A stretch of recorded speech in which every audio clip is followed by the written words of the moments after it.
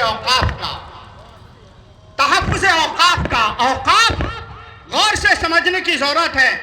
15 minute کا وقت ہے اور کوشش کروں گا کہ اس 15 منٹ کو بالکل قیمتی بناؤں اور اراکین تحفظ شریعت کے لیے اور خود اپنے لیے اس کو زاد آخرت بناؤں۔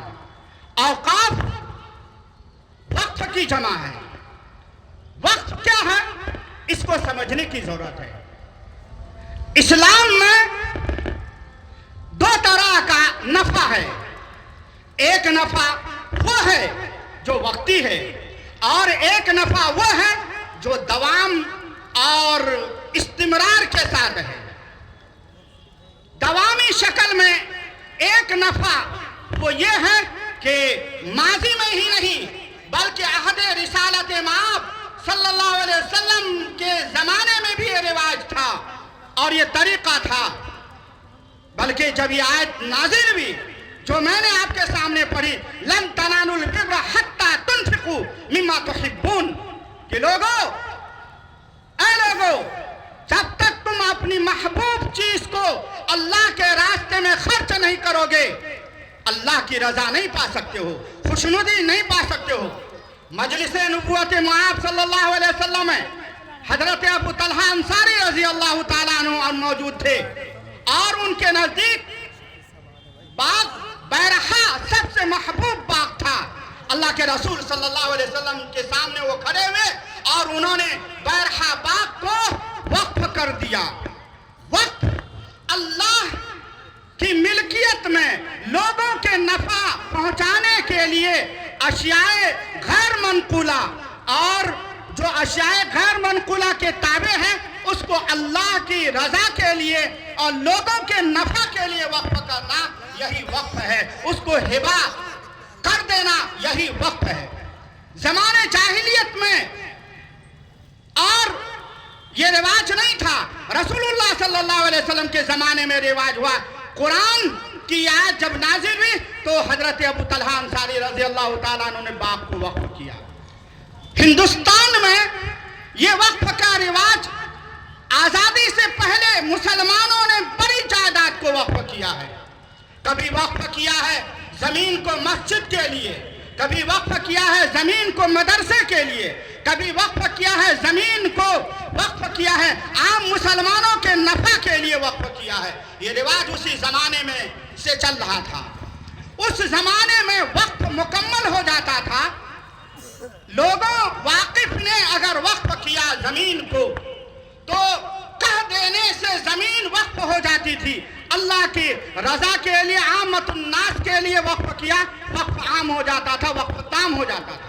مفتاب قول یہی ہے کہ جیسے واقف نے، وقف کرنے والے نے، زمین کو اللہ کے راہ میں دینے والے نے یہ کہہ دیا کہ ہم نے اس زمین کو مدرسے کے لیے وقف کر دیا۔ غور سے سنیے گا، میں 15 منٹ کا وقت میں ملا ہے اور اسی کو بیان کر کے میں رخصت ہو جانا چاہوں گا، چونکہ ایک علمی بات ہے اس لیے اس کو سمجھنے کی ضرورت ہے کہ اگر وقف کر دیا تو مفتاب قول کے مطابق واقف کی ملکیت سے وہ زمین نکل کر کے عامت الناس کی ملکیت میں چلی جاتی تھی۔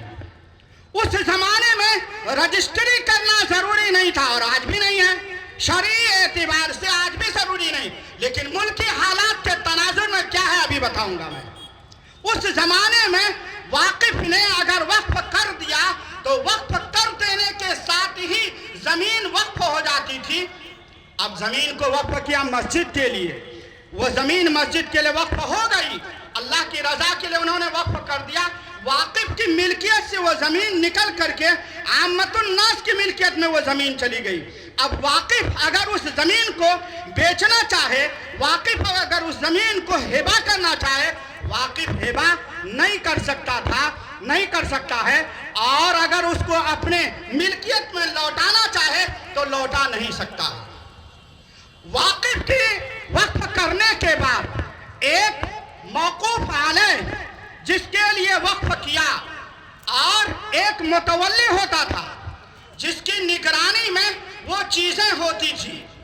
وقف کیا، شے موقوف واقف کی ملکیت سے نکل گئی اور اس کے بعد اس کا مالک عامت الناس ہو گیا۔ आमतुन नास होने के बाद उसका एक मुतवल्ली होता था और वही उसका जिम्मेदार था। वाकिफ ने अगर वक्फ किया है जमीन को मस्जिद के लिए तो वो जमीन मस्जिद में ही इस्तेमाल होगी, दूसरी चीजों में इस्तेमाल नहीं होगी। वाकिफ ने अगर मंशा, उस वाकिफ का मंशा ये है यहाँ पर दीनी मदरसे चले, खानका चले, इमाम बाड़ा हो, वो जमीन इमाम बाड़ा के लिए ही होगी, वो जमीन मदरसे के लिए होगी, वो जमीन मकतब के लिए होगी। दूसरे मशरफ में अगर उस जमीन को इस्तेमाल करना चाहे, वक्फ करने के बाद इस्तेमाल करना जायज नहीं है। ये इस्लामी तरीका है, ये इस्लामी तरीका है।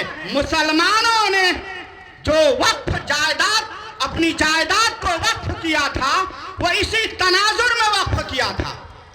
लेकिन और वक्फ एक्ट जो है, सबसे पहले तो वक्फ एक्ट जो बना है 1923 में, 1923 में पहला वक्फ एक्ट बना और उसके बाद आज़ादी के फौरन बाद ही 1954 में एक वक्फ एक्ट बना, फिर उसके बाद 1964 में एक वक्फ एक्ट बना और उसके बाद वक्फ एक्ट बना 1995 में। 1995 में जो वक्फ एक्ट बना है उसमें वक्फ को बहुत सारे खदशात से और बहुत सारे गैर जरूरी चीजों से वक्फ को महफूज कर दिया था। लेकिन बदकिस्मती ये है कि 2013 में भी बना, लेकिन उसके बाद उस वक्त ये बात नहीं आई थी।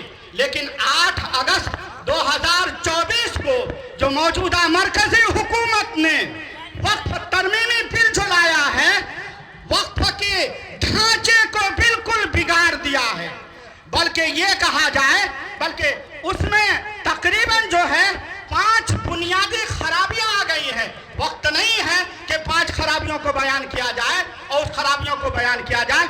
उनमें से बुनियादी जो 5 खराबियां हैं, उनमें से ये बात है कि वक्फ जब जमीन होती थी, वो जमीन का मालिक आमतुन्नास हुआ करते थे, मुसलमान हुआ करते थे। अब 2024 8 अगस्त में जो वक्फ तरमीमी बिल लाई गई है, उसमें ये बात है कि उसमें 11 मेंबर होंगे, 11 मेंबर होंगे और 11 मेंबर में से 7 मेंबर गैर मुस्लिम होंगे, 7 गैर मुस्लिम मेंबर होंगे और उसके बाद 7 गैर मुस्लिम में भी एमएलए और एमपी और इसी तरह से जो जानकार हैं उनको मेंबर बनाया गया है, चाहे वो मुसलमान हो या गैर मुस्लिम हो। मेंबर ऑफ पार्लियामेंट मुसलमान हो या गैर मुस्लिम हो, इसी तरह से मेंबरान 2 गैर मुस्लिम होंगे, ये 7 गैर मुस्लिम मेंबरान होंगे। इस्लामी ढांचा तो ये था और शरीयत में वक्फ का ढांचा तो ये था कि मुसलमानों ने वाकिफ के मंशे के मुताबिक उस जमीन को मस्जिद के लिए वक्फ किया है, उस जमीन को मदरसे के लिए वक्फ किया है, उस जमीन को जो है क्या कहते मकतब के लिए वाकिफ की वक्फ किया है। लेकिन अगर मेंबर आ जाएंगे इस तरह से जो वाकिफ के मंशे के मुताबिक ना हो और वाकिफ ने किस मंशे के लिए उस जमीन को वक्फ किया। और एक बात यह है कि वहां पर इख्तियार दिया गया है, जिला मजिस्ट्रेट को इख्तियार दिया गया है। वक्फ का चेयरमैन इंतखाब करेगा, जिला मजिस्ट्रेट उसका इंतखाब करेगा, डीएम साहब उसका इंतखाब करेंगे। जबकि यहाँ पर यह है कि लोगों ने जमीन को वक्फ किया है मुसलमानों के लिए और उसका चेयरमैन मुसलमान होगा और मौजूदा बिल में यह कहा गया है कि उसका चेयरमैन का इंतखाब करेगा जिला मजिस्ट्रेट करेगा। ए लोगों, ये वक्फ के ढांचे को खराब करना है। वक्फ का ढांचा खराब होगा और वक्फ के अगर ये मंशा इसलिए है, उनका मंशा क्या है, हुकूमत का मंशा ये है कि चूंकि मुसलमानों ने बड़ी जायदाद मुल्क हिंदुस्तान के अंदर वक्फ किया है और बहुत सारी जायदाद पर उनका नाजायज कब्जा है, वो इस बिल को ला करके ये साबित करना चाहता है ये वक्फ है, इसमें तमाम लोगों की मिल्कियत है। गोया के मुसलमानों की मिल्कियत को खत्म करना है, अशियाए मौकूफा में गैर मुस्लिमों को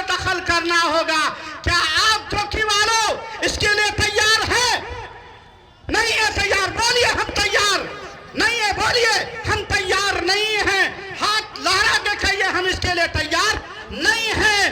وہ سنگ اگر آج حائل ہے رستے سے ہٹا کر دم لیں گے. ہم راہ وفا کے رہرو ہیں منزل پہ ہی جا کر دم لیں گے.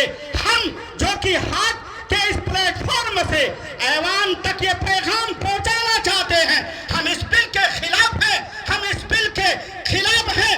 ہم اپنا تحفظ چاہتے ہیں, ہم اپنا تحفظ چاہتے ہیں, اوقاف کا تحفظ چاہتے ہیں. اور 1 منٹ میں آپ لوگوں کو یہ پیغام دینا چاہوں گا, تحفظ بولنے سے تحفظ نہیں ہوگا لوگوں. تحفظ اگر چاہتے ہیں آپ اس ملک کے اندر, اگر آپ چاہتے ہیں آپ کی تمام اسلامی تشخصات کا تحفظ ہو, تو سب سے پہلے تعلیمی میدان میں آنا ہوگا اور اس کے بعد تعلیمی ہتھیار کو اپنانا ہوگا. جمہوریت کی اگر حفاظت چاہتے ہیں تو آپ کو ماضی کی قدامت پسندی کو ختم کرنا ہوگا اور آج کی دنیا میں سیاست کے میدان میں آنا ہوگا. ممبر سے لے کر کے 2014 کے بھی اجلاس میں نے یہاں پر کہا تھا, جوکی والوں اور ضلع ارریہ کے لوگوں, اگر تم چاہتے ہو تمہارا وقار اگر ہو ہندوستان میں تو سیاسی میدان میں بھی آج آنا ہوگا. ممبر سے لے کر کے پارلیمنٹ تک آپ کو سیاسی میدان میں آنا ہوگا. انہی چند کلمات کے ساتھ پھر ایک مرتبہ ہم اراکین تحفظ شریعت کو دل کی گہرائی